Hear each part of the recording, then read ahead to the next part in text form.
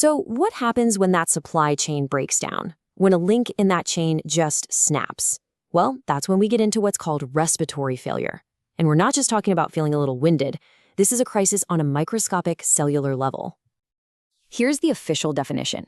At its core, respiratory failure means the system just can't keep up anymore. It can't get enough oxygen in or get enough carbon dioxide out to meet the body's demands. And when that happens, the whole metabolic factory inside you starts